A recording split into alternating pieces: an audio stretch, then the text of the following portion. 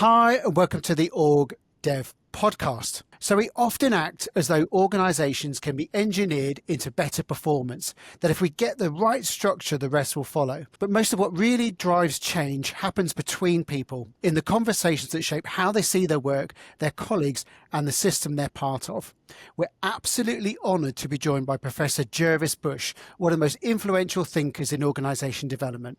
His work on Dialogic OD and clear leadership has transformed how we understand change, not as something to control, but as something that emerges through meaning, relationships, and dialogue. Now, when we launched the podcast, we had a dream list of guests that we would love to have on the podcast, and Gervase was actually my personal number one. So I'm going to try not to get too excited to have him on today, but I am very excited and honoured to have him on. Gervase is a professor of leadership and organisation development at the Beatty School of Business at Simon Fraser University in Vancouver, where Gervase is joining us from, and it's one of the top 100 management research schools in the world. Gervase's career spans over 4 decades of transforming organisational structures, culture and processes away from command and control toward more collaborative work systems.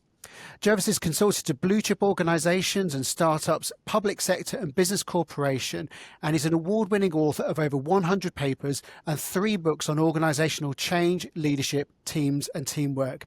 He's also twice won the Douglas McGregor Award for his research.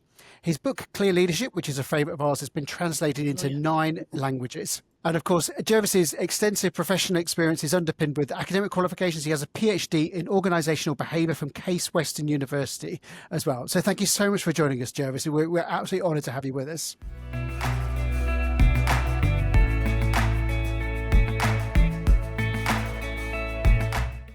Oh, we're delighted to have you with us. We've really enjoyed reading your books over the years, and it's prompted lots of conversations between the two of us as well. So just to kick us off, organisation development is one of those terms that there's lots of definitions and people view it differently. So can you just explain a little bit your particular approach to take on organisation development? I think organization development is about creating great teams and organizations fundamentally, and that the people who are attracted to the field and the title of organization development are people who want to create organizations that are good for people and good for performance and good for the planet, right?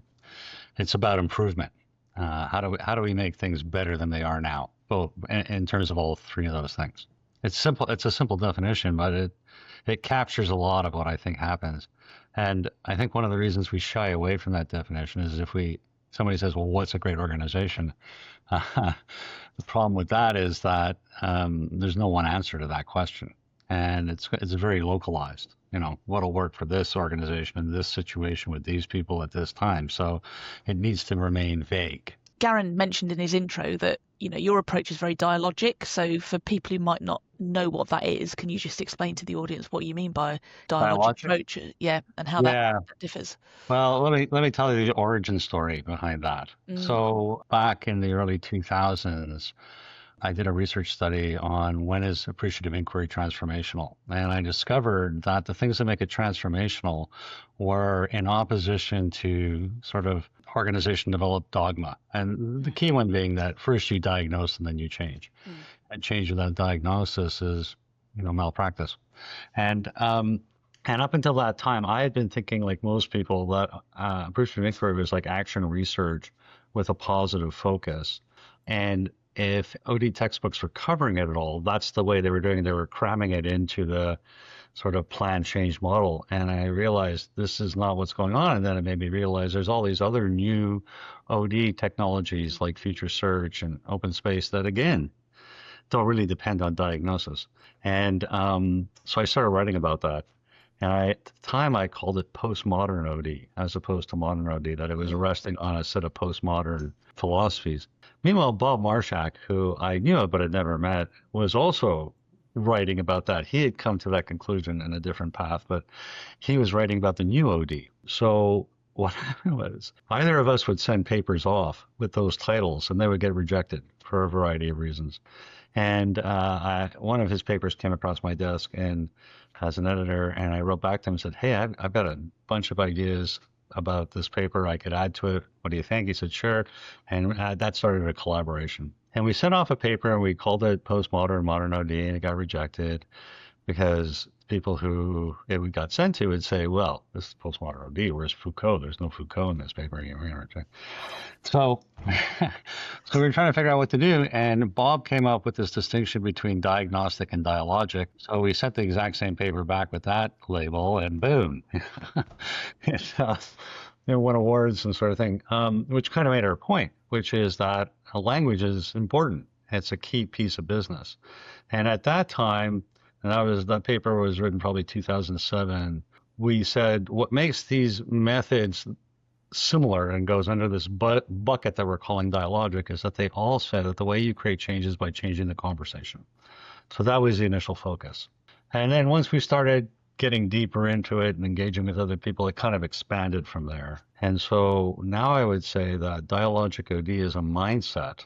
It's a way of thinking about organizations and leadership, and that underpinning it are two major streams of intellectual thought. One is complexity science, which is the science, the study of how nature changes, and one is sort of interpretive social science. Call it postmodern or social constructionism, or there's a variety of labels. That's what dialogic OD is about. Now, unfortunately, when you label something, you gain some things, you lose some things. One of the things we noticed was for years, people who hadn't read our work would assume that we're talking about dialogue. Dialogic OD is about dialogue. Well, it isn't actually. It's not about telling people how to talk to each other. Certainly, aspects of any dialogic practitioner would be familiar with and pay attention to aspects of good dialogue. But no, it's really about the processes of how we think about organization change and leadership. And I would add two more things to that. One is that I believe it has emerged because it's more effective at creating a change in organizations that are facing high amounts of uncertainty, ambiguity, and need to be agile to rapidly change. So because I think means create ends, and one of the things you see a lot of is people trying to implement agile into an organization utilizing more diagnostic forms of you figure it out, some smart people figure it out, you try to drive it down. It's antithetical to that.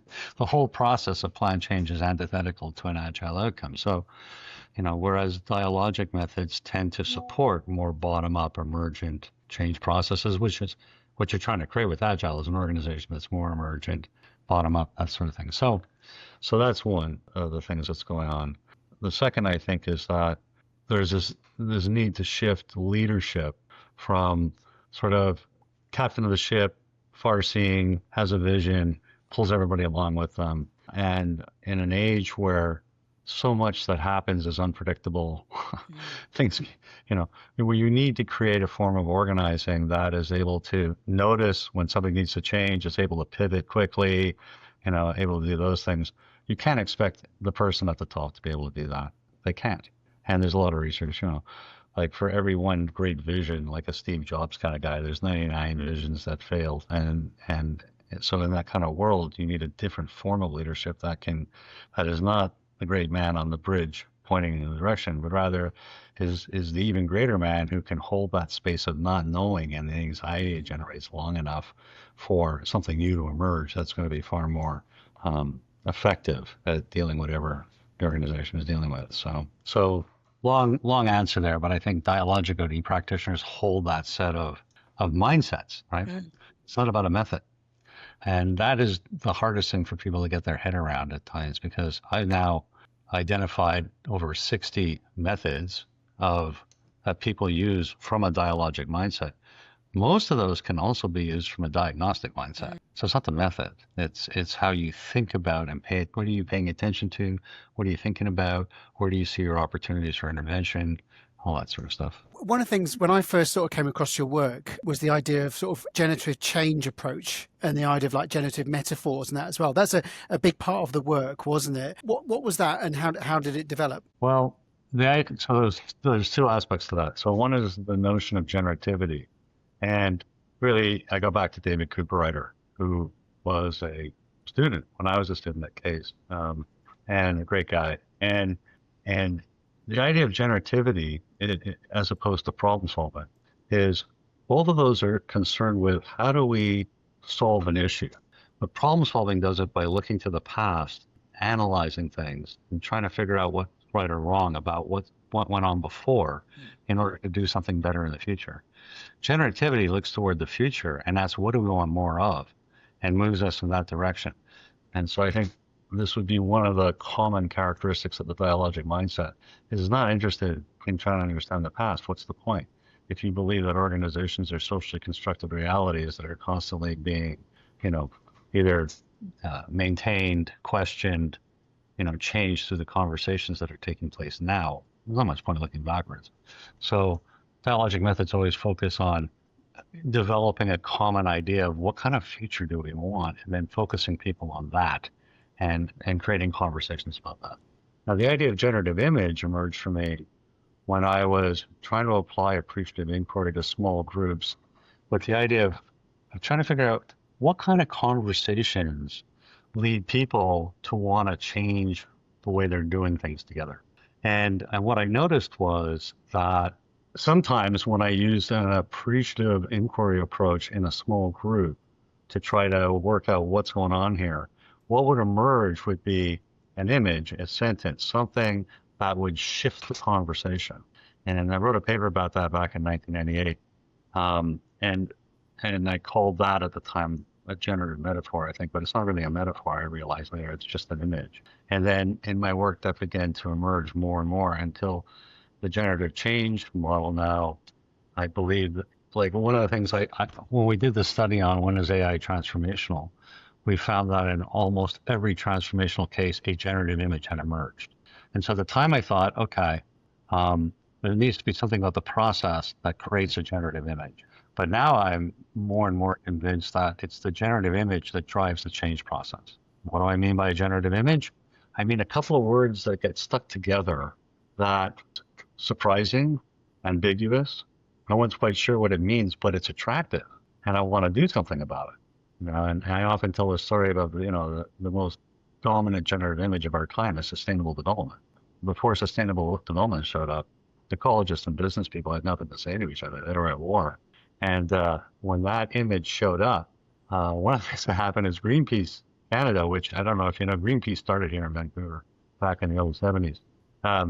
When sustainable development showed up, all of a sudden, after a decade of screaming, listen to us, government business, all turned, okay, we're listening, what should we do? And Greenpeace went, like the dog that caught the bus, and a big fight broke out about should we join the boards of companies and certify the greenness of their products? Do we trust these bastards? Big fight, the organization almost fell apart. Now, what struck me was how transformative 2 words stuck together, thrown into the mix, all of this, across the Western world, things changed radically. But here's the thing about sustainable development. No one knows what it is. You can't define it. And it's the very ambiguity of the end, but it has spun off thousands and thousands of innovations as people try to create sustainable development, whatever that might be. So this is the power of a generative image, is that it creates a ground where people can come together and have new conversations that they never had before because they couldn't think about that. You can't think about it without having those words to talk about it, right? Like it's one of my colleagues would say that, people have free will, but no one was ever free to do something they hadn't thought of. So in my work now, when I'm working on a change project at the front end, and when I work with leadership, they always want to frame the change in some sort of technocratic, very sort of nuts and bolts way. And I'm like, okay, but we have to figure out how we describe what we're asking people to get involved in a way that they're going to care about it. And they're going to want to join that conversation. And I think that's part of the art of Dialogic OD, is being able to find those things. And if you look at organizations that have been successful at rapid transformation, there's almost always one of those in there.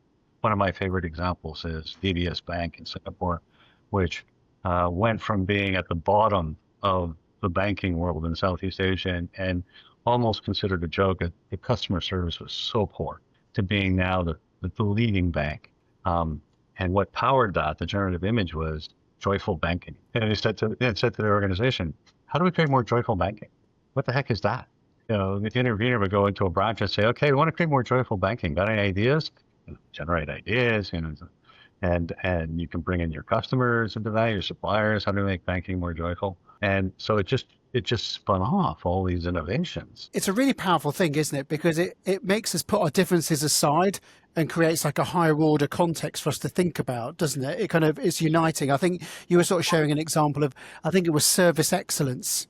And all of a sudden it engaged people that had actually, they were part of the process and they could actually see, well, my ideas can make a contribution to this. That's right. And, again, the example you're giving, one of my main points was an image is only generative in a specific context. Sustainable development is very unusual in how widespread it impacted. So in one organization, for whatever reasons, service excellence will show up as generative. It'll be surprising. It'll be new. People aren't quite sure how to do it. In another organization, they've been talking about service excellence for a decade. It has no generative potential whatsoever. So, yeah. I was going to ask about generative. Where do generative images come from within an organization? Is it top down, or do you see them kind of emerging kind of anywhere and everywhere? If I had a formula for that, I wish I did. In my own work, what I do at the front end when I'm working with the leadership, and sometimes, depending on the organization, we'll put together a design team. I'll work with them before we move forward to try to find a generative image. It's not always possible. And it's a conversation and it's a search. And some people are just better at this stuff. They have a poetic mindset, whatever, sometimes it's me. Although when it's me, what I usually do with it is I whisper it in the ear of other people and hope they'll bring it forward and so they'll own it. But you got to find that thing that is going to, if you focus people on that image, it's going to cause conversations that are going to focus on the issue that the leadership's interested in. And, so in the book on dynamics of generative change, in that case, what was going on is you had an organization that had all these processes that were out of control. And the leadership thought that what they needed to do was just create more standardized work. Well, you can imagine inviting the people in the organization, hey, let's have conversations about how to standardize your work. Like, that would be really exciting. They'd want to come to that. And I said, but the thing was that one of the reasons the processes were so out of control was because people in that organization really cared about servicing their internal clients. And so they would do it in ways that were breaking the rules all the time, which would create more out of control processes. So the generative image we came up was for this thing was stress-free customer service. And the other thing was that breaking all the rules meant people were kind of yelling at each other all the time. So stress-free customer service, which was fantastic because now people could come together and not talk about who's to blame, what's wrong, and try to analyze the past. It's all your fault, my fault. Right? We could just get together and say, well, how do we create more stress-free customer service? People at the front lines had lots of good ideas about that. And, then they just started implementing it, and it really transformed that organization. But again, I would say that was generative in that organization at that moment, at that time. You could take the same image into another organization, it would have no generative potential. One of the things I've really enjoyed about your writing is the terms that you use as well. And one of the terms you sort of use is adaptive challenges and technical challenges that managers kind of face, and the importance of categorizing them and therefore attacking them in a different way. What helps them recognize the difference between them both? How can managers work with those in different ways? Well, first of all, that distinction comes from Ron Heifetz. So let me acknowledge that. And there's a series of distinctions that I think all take us in the same direction. David Snowden's between complicated and complex, technical versus adaptive. And I find I have a little table where I say, here's the qualities of a technical problem. Here's the qualities of an adaptive challenge. Any leadership group can recognize that in like 30 seconds, and then it's not hard. It's not hard to make the distinction. Like a technical problem, you can apply expertise to and come up with the right solution. And when you implement it, it'll stay solved, right? An adaptive challenge is one where there's just so many different moving parts and there's so many pieces to it that as soon as you try to step into it, things start moving on you. And nobody knows what the cause-effect relationships really are, except in retrospect. So leaders will immediately, it's not hard for them to see the difference. And then the question is, do you have any adaptive challenges? Oh, yes. Are you treating them like technical problems? Yes, we are. How's that working for you? It isn't. Right. And so they're quickly able to step into that, I think. So once they acknowledge that something they're trying to deal with is actually an adaptive challenge, they become much more open to, okay, yeah, we know this sort of plan change thing doesn't work here. What you got any ideas about how to solve it? And that's when I pull out the generative change model, which is it's a simplification of a very complex set of things. But people need that. Right? They need that. Here's step one, step two, step three. Here's a little circle. It helps them. So one of my early mentors said to me, we're in the business of providing illusions of certainty to step into risky situations. Yeah, it's a tension we manage, isn't it? As when we do the work, do we collude with that kind of desire for certainty and I'm going to give you a 5-step process and it's going to be fine, or do we, yeah, open about the... That's part of our job, especially as Dialogic, is to provide a narrative that has a beginning, middle, and end. People can see where they are in the arc of change. It's like, if it's too uncertain, if it's too ambiguous, people check out. It's too frightening. But stuff shows up, things happen. That's part of the work too, right? Stuff shows up. You thought you were going this direction, all of a sudden, we're heading off there. It's like, what's going on here? Pay attention. And early in my career, I thought my job was to facilitate, which I thought of as being standing at the flip chart. I know what they need to do next. They need to clarify roles, or they need to do this, they need to do that, and sort of facilitate the conversations and direct them in that situation. And we would do that, and they would be thankful, and then nothing would change. And now I look back and I realize because it was my agenda that was driving what was going on in the room, not their agenda. And now I don't do that anymore. I do what I call hosting, which I think is also part of this dialogic mindset, is the idea that they need to be talking to each other, not to me. And that if I remember recently I went and I said, so I think we need to do this now in this conversation. And then they just went off in a different direction. So I shut up. I sat there and listened. Why are they having this conversation? It took me about 20 minutes to figure out why they were having this conversation. And then I go, oh, okay. This is the conversation we need to be having right now, not the one I thought. So what I think about myself now is like, I'm not nearly smart enough to figure out what all the agendas and all the interests and all the stories that have brought us to this moment and all the trajectory going on, and to figure all of that out so that I can make the intervention as a diagnostician. I'll never be able to do that. So now what I think of myself as doing is trying to figure out what is trying to emerge here and supporting what's trying to emerge. Okay? A lot of that is just shutting up and listening. Just from an OD perspective, from a consulting coming in perspective, the difficulty with that stance is that if I don't say much, they're going to then make up a story about what's going on in my head, which is the leadership stuff, right? And the story they are most likely to make up is that I'm sitting there thinking they're a bunch of idiots. Really, because they're feeling inadequate. That's why they got a consultant to begin with. They're not able to do what they're doing. And if I'm sitting there not saying anything, they're going to project negative judgment onto me. So I have to manage that piece and make them understand that I'm listening because I respect them and I think they know what they're doing and I want to support them and where they're going. Somehow I have to communicate that to them fairly early on. Which is a lovely introduction to a tool that we're big fans of, which is the Experience Cube, where you sort of share how you feel. It's a really robust tool, and we love sharing it with our participants, and they seem to get a lot of value from it. What was the origin of that, and how does it work in practice for those that aren't familiar with the Experience Cube? Honestly, it was on a napkin at lunch. I was focused on, and part of my work has always been focused on, how do we learn? What's organizational learning? And what does it mean to say an organization learns, as opposed to individual learning that takes place in an organization? And over 30 years of thinking about this and trying to figure it out, what I came to believe was that the reason that what happens is well-intentioned managers try to learn from, and I was a student of Dave Kolb's, so I was using experiential learning theory as kind of my basis for understanding what learning is. Well, that assumes, the fundamental assumption there is that people are having a similar enough experience that they can have a sensible conversation and learn collectively. But I finally realized that everybody is always having a different experience, sometimes radically different.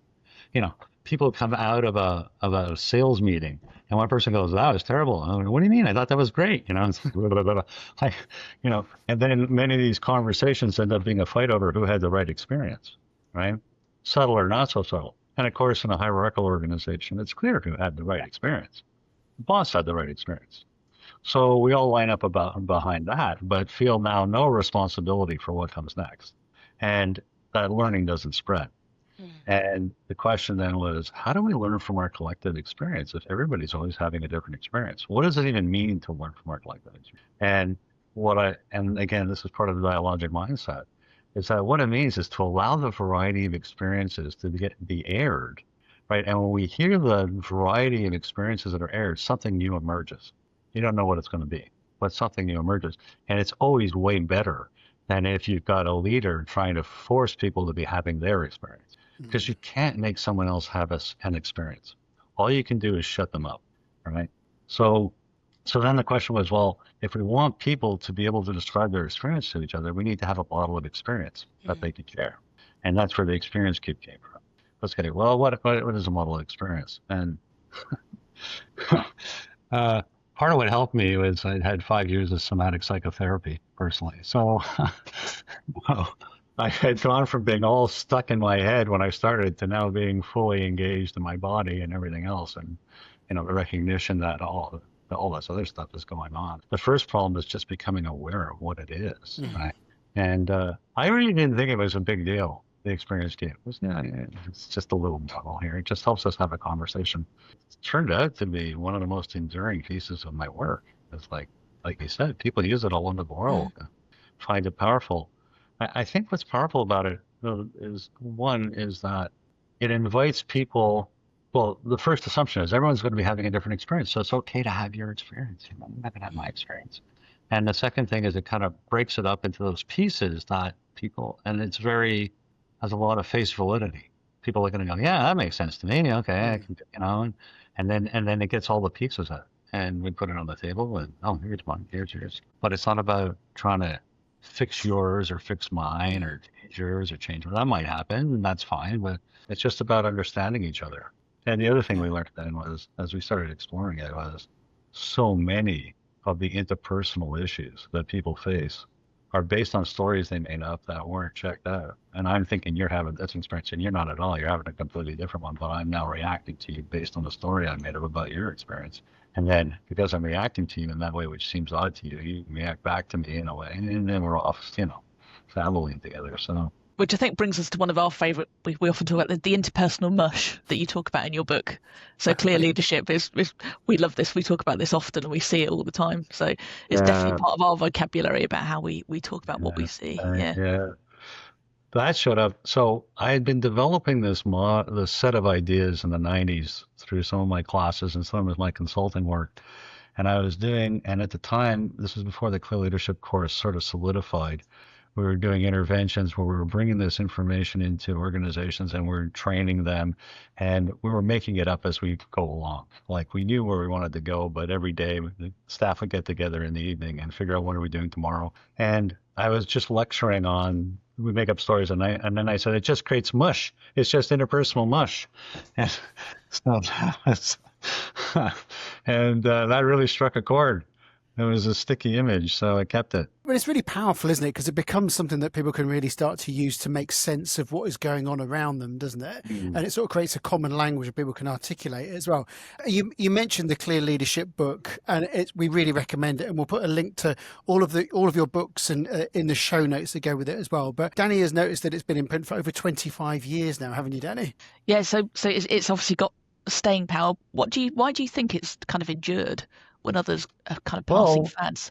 I think it captures some realities that are transcend culture. When I wrote the book, there was no neuroscience. And as neuroscience has come online forcefully, right, we're able to do all this research now because we can study the brain while it's in action.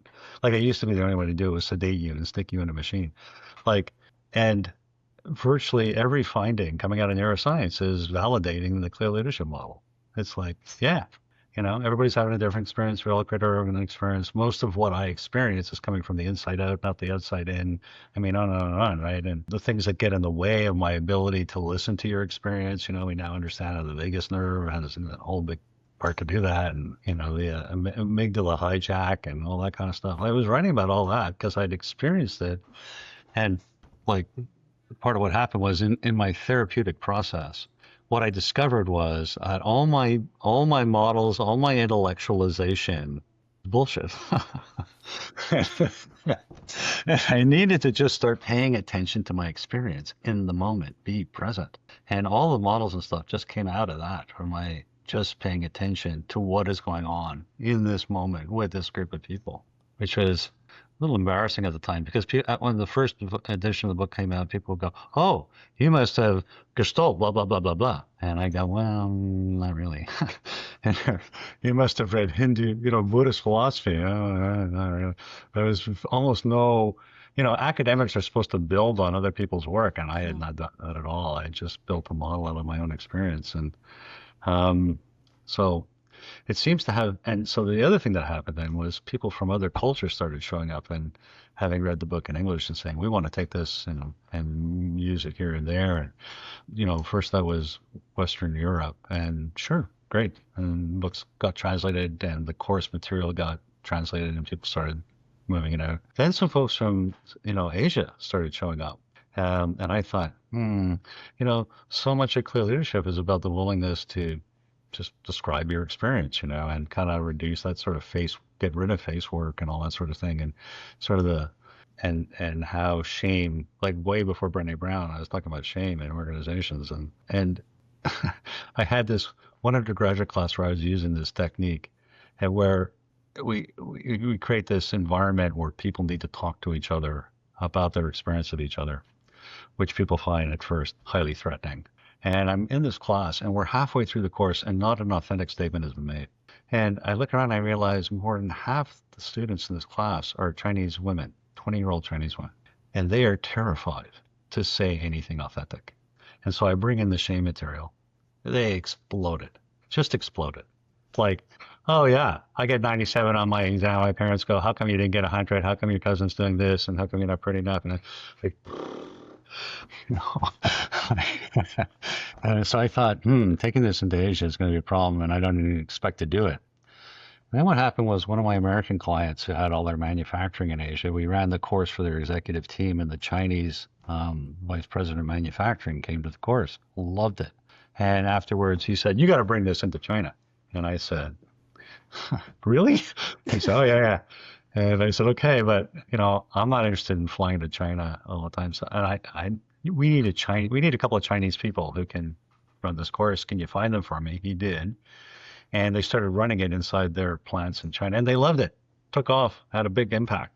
So I was stunned, and so I did a little follow up, and I interviewed some people and tried to figure out why that is, and they said, "Oh," I said, "face word, deference to authority. What about that?" They said, "No, we're just talking about ourselves. We're not talking about them. We're talking about ourselves." And it gave us a language to talk about stuff we wanted to talk about that we didn't know how to. I thought, wow, what an interesting. So it started to move in that direction.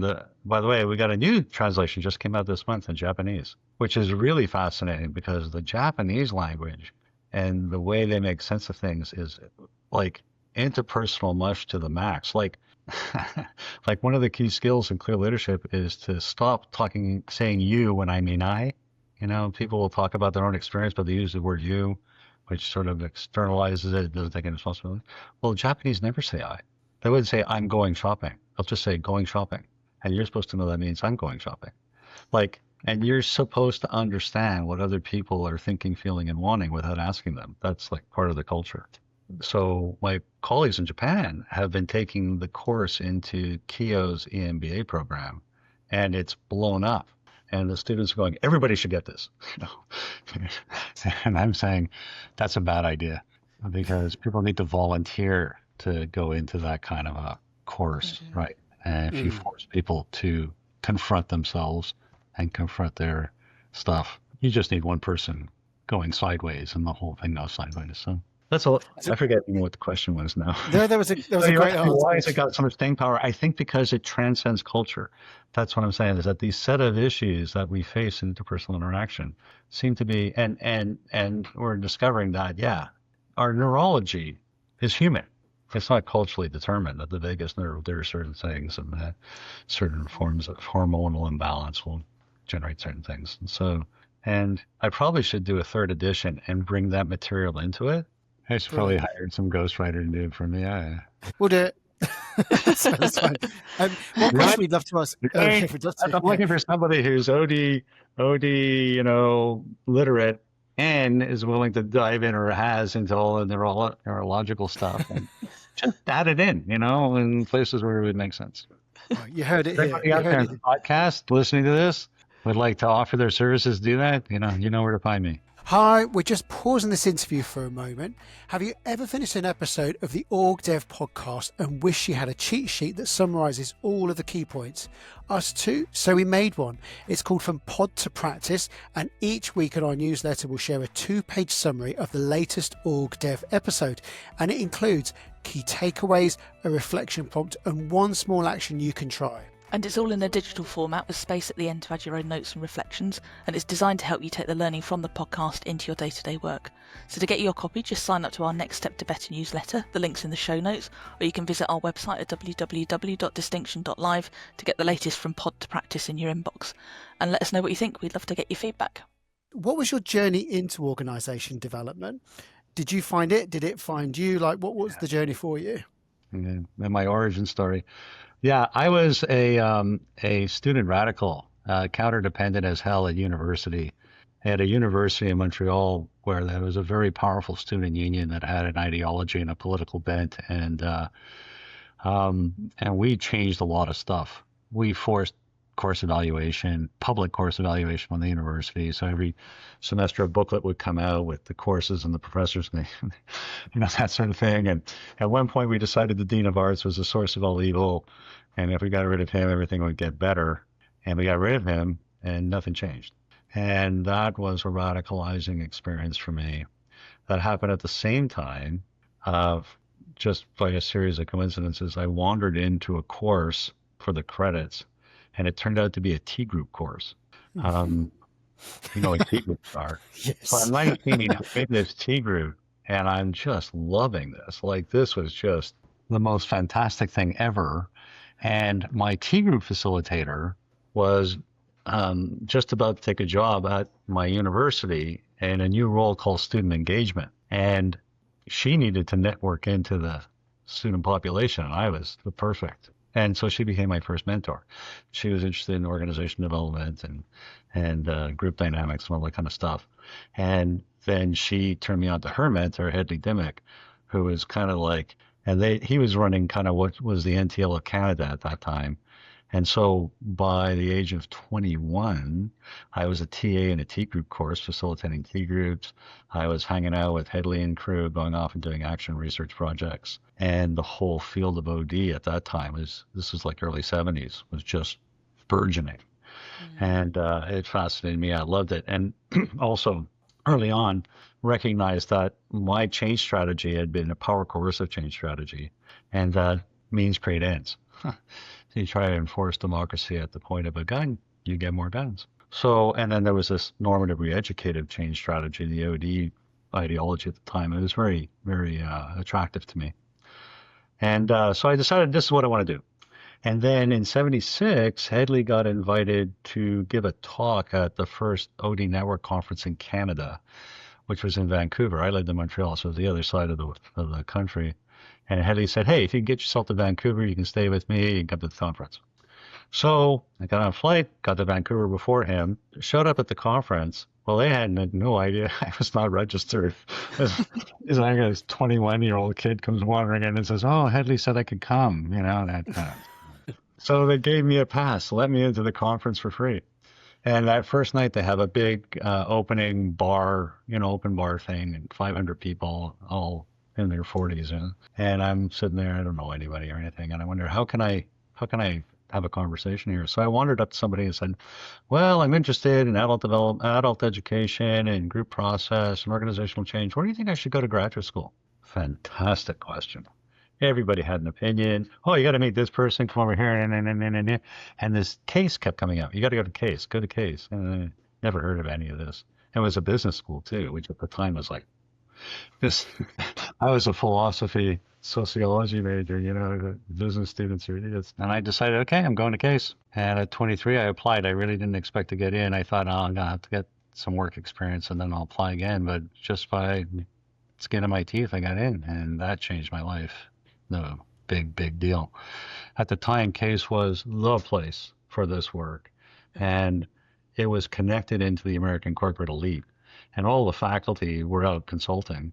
And part of the ideology at the CASE program was not only do you have to learn the content and methods of inquiry and research, you also have to show an ability to apply that in making things happen in the world. So all the students would get opportunities to consult and stuff. And I could pick up a phone and call any VP of HR in America. And if I was from CASE, they would take the call. It was like that kind of a place. And there's like 50 graduate students there, all focused on the same thing, 10 faculty. It was this community of deep passion around this work and working in all these major corporations. And I got an opportunity to work at General Motors. I was in their corporate OD staff for a couple of years, and that was a tremendous learning experience. And so that's how I got into the field. And what do you enjoy most about the work that you do?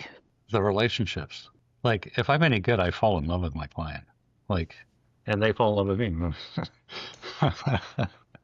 Really. And being able to see improvement, see people having a better time at work, being able to bring their real selves. I once did a number of these sort of, like, I can't tell you how many personal growth experiences I've been to, and this group this and group that. And one of them was like, what is your purpose in life? Kind of one of these things. And this was probably 30 years ago, but I still remember it was like creating relationships that allow for the full humanity of people to be present.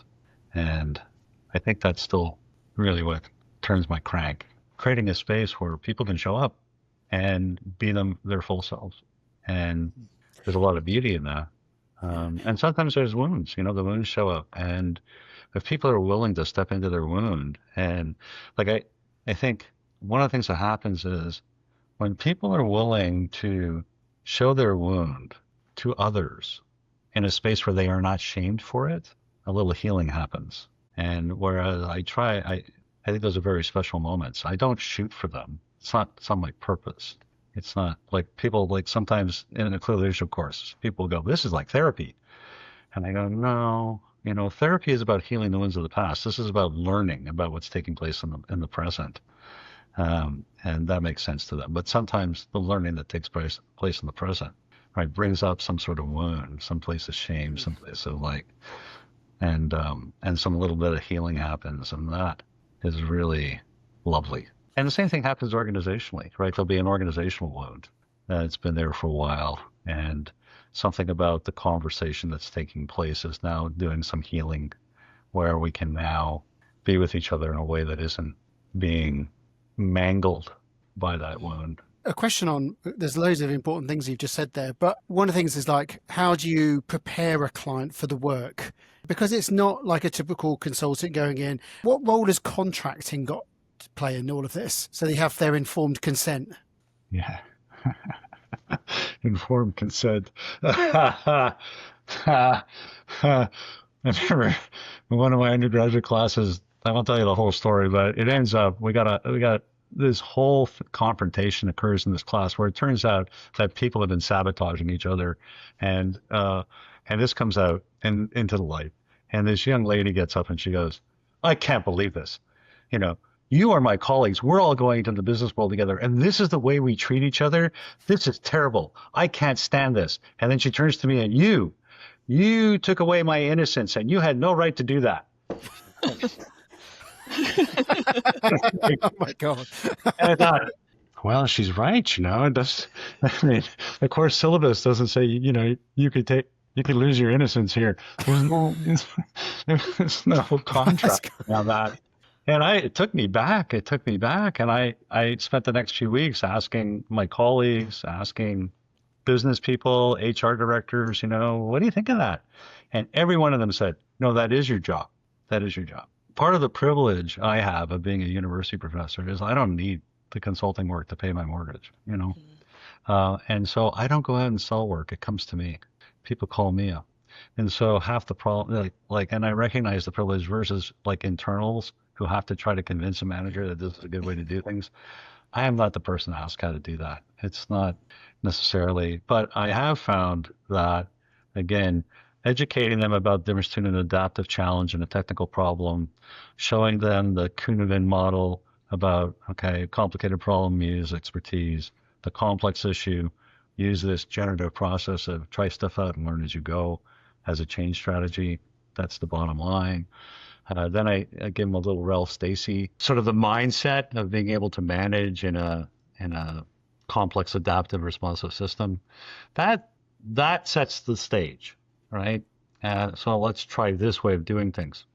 You need to have a leader who's got enough confidence and enough autonomy that they can step into that. And still, you need to. I wrote a piece recently with a couple of Moroccan consultants around how they work with a leader to prepare them to go into their first Dialogic event. It's a lot about previewing things that might show up and how would you handle it and how do you want to handle it and how do you want to be in that situation. So giving them some grounding to stand on, to be in a relationship where it's not their job to tell people what to do. Or I'm much better at it now than I used to be. And part of that is the initial contracting I have with my clients about here's the key things. Return my calls. Don't make a big decision about something that's going to affect this change without talking to me first. Like, have 3 or 4 or 5 things. The other thing about my contracting is my preference is to not to charge for time. My preference is to charge for outcomes. That's not always possible. Some organizations can't manage that, but we'll say, what are we trying to accomplish here? Okay, that's what we're trying to accomplish. How will we know when we've done that? Here's how we'll know. Okay. So then I think about, okay, how much of my time do I think it's going to take to accomplish that? And how much do I want to get paid for my time? Okay, double that. And I say, okay, we get to this, this is how much I want to get paid. I want to get 10% up front or something, whatever. And that has a number of very positive impacts. First and most important, we'll know when the work's done. Like early in my life, I get a consulting contract and I'm getting paid, an hourly or a daily rate. It just kind of lingers on and on and on, and it's not as nearly as clear what we're trying to accomplish and when we'll be done.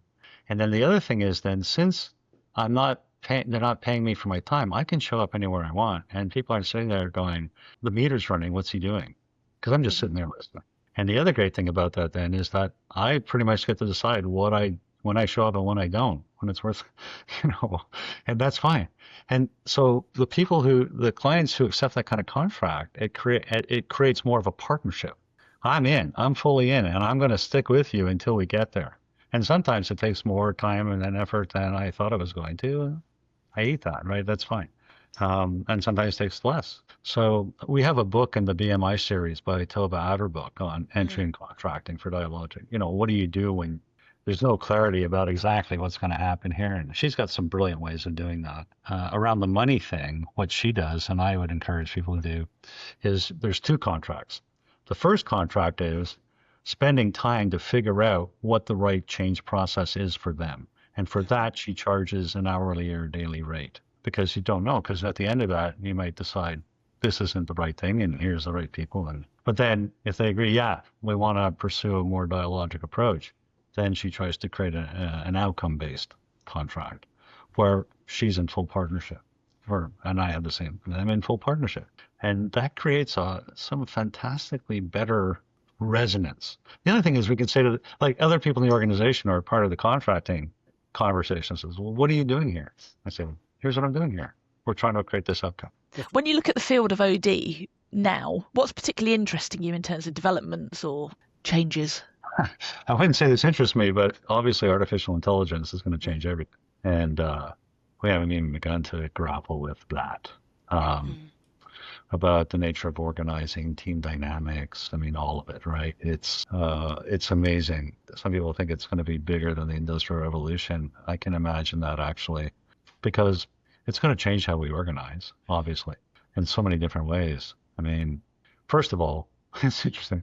In my executive MBA classes, I do an exercise with them where I have a debate over organizations. I say, here's the 2 positions. Organizations will use artificial intelligence to get rid of, take away the sort of repetitive work from people and allow them to do more expertise kind of work. Or organizations are going to use artificial intelligence primarily to get rid of people. And the vast majority of them want to argue for the first position. And I go, don't think so. Every labor, any opportunity to get people off your payroll, any technology that's come along that allow organizations to do that, they embrace it. Why wouldn't they? The fastest way to juice your stock price is to reduce your operating expenses. People are your number one operating expense. We're going to find that in the past it took a dozen people to do something. That'll take one or two and a couple of artificial intelligence things to do that job. So we're going to see tremendous downsizing in professional work. And what will happen, I think, is that everybody at work will have an AI assistant. And those AI assistants will be talking to each other. So the number one cost of organizing is coordination. Organizations are based on, we divide up the work and then we have to coordinate that work. And all our forms of organizational structure are around, well, this is what Henry Mintzberg taught us, was that the foundation of organizational structure are the mechanisms of coordination. He identified 5, he's got a 6th one now. And the thing about those methods of coordination is they trade off efficiency and learning. So the forms of coordination that are the best for learning and being agile and adaptive are the least efficient because they require people to talk to each other and spend time doing that. They're not getting the work done. The most efficient forms of coordination are those where the machine is coordinated, it's coordinating the work and you're just there is no conversation, but they can't change. They're not agile at all, right? So you've got this dilemma. What we're going to find now is that a lot of the cost of coordination, which required people to talk to each other, is going to take it off the table because now the AI assistants will be doing all the coordinating, talking to each other for a team. So now you're going to have team dynamics that include human beings and non-human beings. And we have no social psychology for that right now. We don't know what that's going to be like. So that's a huge piece of business. Just the piece of business of introducing all of that into organizations, right? You can bet that lots of companies are going to try to do this through a planned change process where some experts get together and they figure out the right idea and they try to drive it down through the system. And it's not going to be that successful. Others will try a more dialogic approach where they'll go, and I'm sure right now in lots of companies, people are using artificial intelligence at the front line, but they're not telling anybody for a variety of reasons. But if we create a space where it's okay and it's not threatening for people to come forward and go, well, here's how I'm using it and here's what it's doing for me, they're going to get much more change, much more rapidly. But they got to create a space where that doesn't mean I'm going to lose my job. And I'm reminded of similar time was when process reengineering showed up. What process reengineering did was it demonstrated that a lot of ways we organize work, a lot of work is not providing any value to the customer, so get rid of it. So we were redesigning work in a way that reduced the need for a bunch of people, a bunch of middle managers mainly. And so you had all these middle managers that were getting let go by companies. It was when downsizing became a thing. Before that, downsizing was a bad thing. Then it became a good thing. The problem was most companies would say we're process reengineering, but they actually didn't reengineer the work. They just people piled what extra work on whoever was left behind and discovered, you know what, people will work 12 hours a day for us. Well, I mean, that's just great. Steelcase, which is an American furniture manufacturer, and was very well managed at the time. What they did was they said to their employees, okay, here's the thing. We know there's a bunch of work out there that really probably doesn't need to happen. It's not providing any value to the customer. And we know you know what it is. But at the same time, we recognize you don't want to lose your job over it. So here's our guarantee. If you can get rid of your own job, we will find another job for you, and we will give you 50% of the savings over the first year. Okay? Whole department says, put up their hand and said, you don't really need us anymore, And, they went through rapid transformation and got rid of a whole bunch of work that wasn't necessary, and from the bottom up. And, so you need to create that kind of a guarantee for folks if you're going to engage them in a change process, an emergent change process that is very likely to lead to a reduction of the number of people at work. So you need to have a company that's growing, and you're not going to find that in a company that's in a decline position.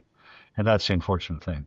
Is if you're going to create a change that's is threatening to people's livelihood, they're not going to engage in that. You got to use it different. And so, like with process reengineering, the examples that were successful that involved that problem without offering a Steelcase solution was either closed down the operation and rebuilt it in a new place, or they let everybody go and then they selectively rehired, which is not an OD solution. Yeah.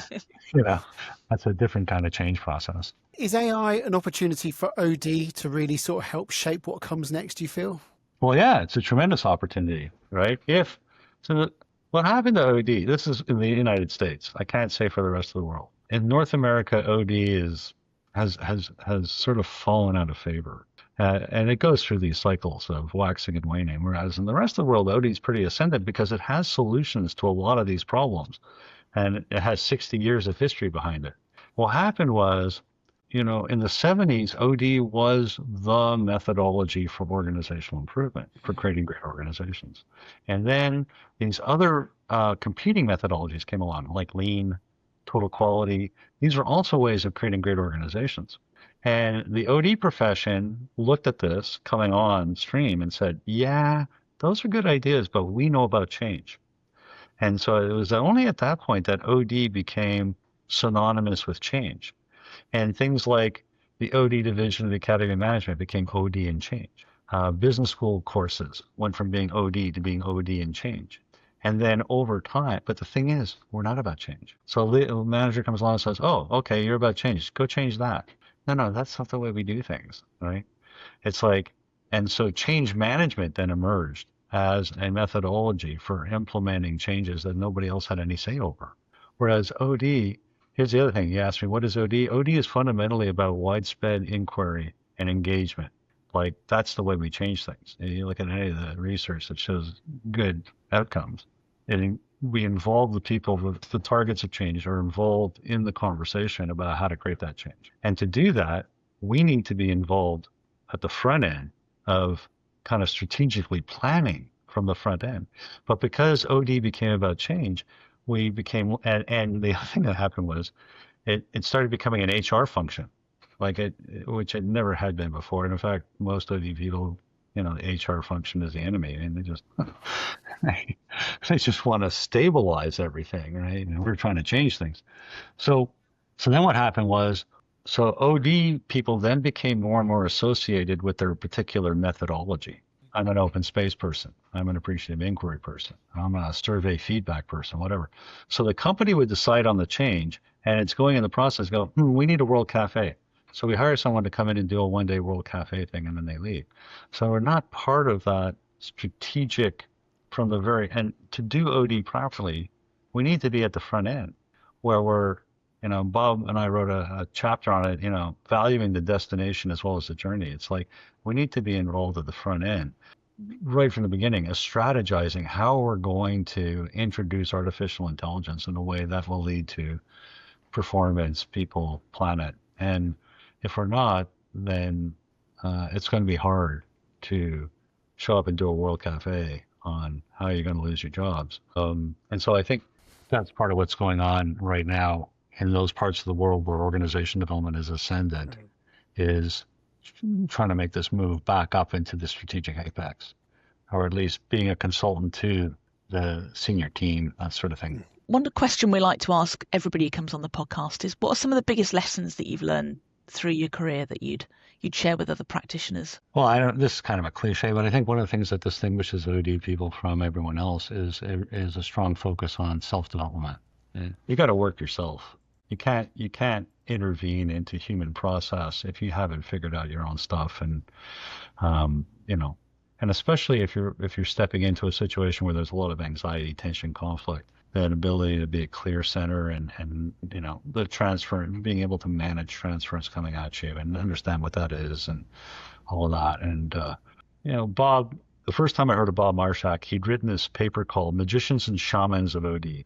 And such a good title. Yeah, it is. And he said, most OD people are like magicians. They got a bag of tricks that reliably work. People probably bring them in, they do their little bag of tricks and they leave. And, and they go on to the next audience. And he said, but there's a small group of people of OD people who are like shamans. And the reason they're effective is because they see a different world. And I read that when I was an undergraduate, and I thought, I want to be a shaman. And I think part of what attracts people to the title of OD is that desire to be a shaman, and recognize that yourself, and that this is, and don't rely on a bag of tricks so much. It's useful to have a bag of tricks, especially early in your career, but that's not what's really going to make a difference. It's your ability to see stuff that other people in the room are not seeing, and that took me a long time to figure out because it was so obvious to me. I thought it must be obvious to everybody else, but it turned out it wasn't. And then part of the trick is how do you help them see that? How do you get on their wavelength so that you can explain that? And one of my colleagues says that's my superpower. It's my ability to explain complicated things in simple ways people can understand. So that may be part of our work, is to be able to do that. I think the other thing about really successful AD people is that we're interested intellectually in how change and development happens at all human system levels. How that works at an individual level, how that works in group process, how that works at an organizational level, maybe even a social level. Like to read widely in those domains and to integrate that set of ideas is really important. Now, the problem is, it's just more and more stuff just keeps, it's like trying to keep on top of stuff is so hard. But I think the other thing that happens is after a while, you start to recognize that the same stuff comes up over and over again. And then every now and then something really different shows up, and you can recognize that, and it adds a little more complexity. And Carl Weick wrote about this requisite variety, that the system, in this case the consultant, needs to be a little more complex than the complexity of what they're operating in. So that would be another way of saying the same thing, really. I don't know how actionable this piece of information is, but I found that almost every really successful transformational change consultant, a lot of people who call themselves OD, they don't do transformative work. They do sort of incremental change work, right? We improve what's already happening a little bit.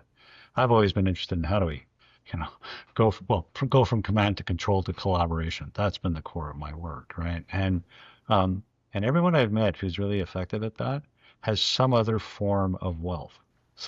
Like not depending on this next contract to pay the mortgage. So in my case, being a professor, I get a salary. Some people, they're married to someone who makes enough money that they don't have to worry about it, or they got some sort of inheritance or something, some way in which they're not beholden to this specific client at this specific time, and they can then speak truth to power and not be so anxious about that. I find, Peter Block's book on flawless consulting, fantastic book. Recommend it to everybody, right? And one thing he says is, if you're willing to twist yourself into a pretzel to get the contract, then when they want somebody who stands up straight, they're not going to hire you. And I really take that to heart. It's like, yeah, like if I, so one of the things when I'm one guy said to me, I said, like, you're qualifying me as a client. I said, yeah, that's right. That's what I'm doing.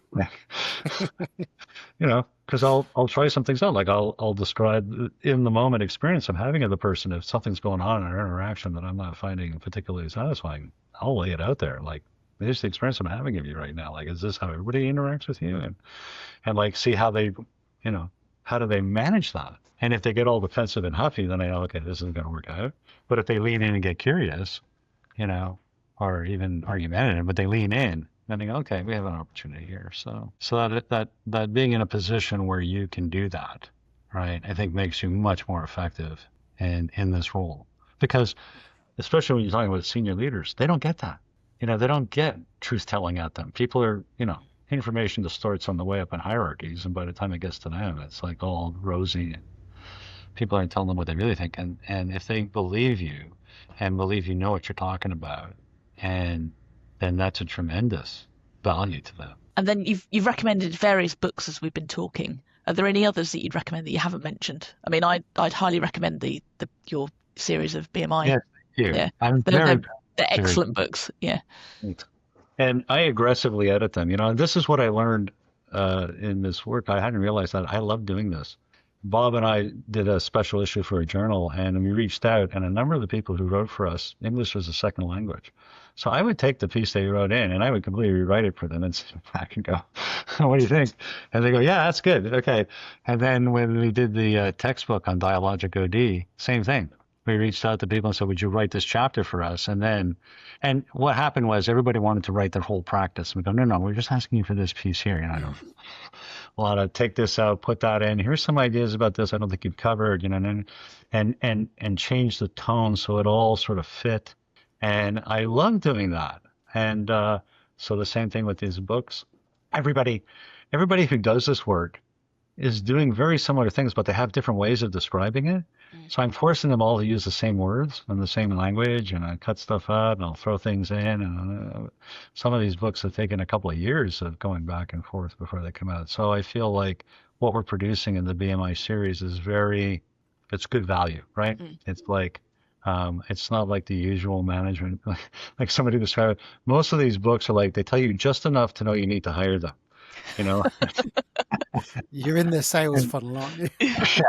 And whereas here I'm really pushing on, no, we want to provide actionable information, right? That's going to help somebody do something better. And at the front end, I make them do their theory of action. Okay, what am I going to be able to do at the end of this book that I wasn't able to do before? Force them to get clear about that. Yeah, I've really enjoyed them. I've really enjoyed reading them. So I'm glad to hear that.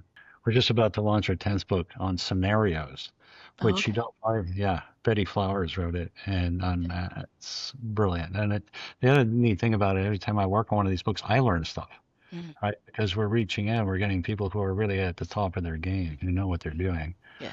So other books I would recommend, you know, it's that's an interesting question. There's lots of great books out there. I guess one that's come across my desk recently, and it's not like they're saying anything that people haven't said before in one way or another, but they put it together in a way that really, it's very clear, is Humanocracy, who's written fabulous things. Like, he's one of those few academics that is very intellectually rigorous, but actually understands how organizations work, and it's very grounded in reality. And he's written a number of very powerful. He's a model builder. He's like me, we build models. So Humanocracy, it's pretty cool. I'm back to thinking a lot about vertical development. Wasn't called that when I was studying it 35 years ago. It was called ego development. But sort of these stages of adult development and how it seems like the kind of leadership we're requiring now is requiring people at post-conventional stages of development. Just understanding that. Spiral Dynamics is one of the books that business people find the most step into this way of thinking. And what that does is, I think for a consultant, is helps you realize that people are operating out of these sort of self-sealing paradigms of sort of meta maps of self and the world and how it all works. And so if you want to talk into that world, you got to talk in a certain way. That's going to be different from somebody who's at this stage of development. So that's really useful stuff. I was thinking of Barbara Rowland's work. It's so in alignment with the generative change model. Of course, she uses, again, a whole different language for it, but it provides a good, grounded research base on which to, again, help managers step into this stuff. So last question for you, Gervase, and you've been so generous with your time. One question we always ask in every podcast, you shared your journey into OD. What advice would you give someone who's considering a career in organization development now? Well, I think there are basically three paths. And the one that doesn't work is to go off and do a graduate degree in OD with no other sort of anchors. And it's pretty rare that ends up. It can help you get an entry-level job into an organization development group, but that's the important thing. So there are three ways to do this. So one is mentorship, if you're lucky enough to develop a mentorship relationship with someone who's already in the field. And that's a process of falling in love with each other.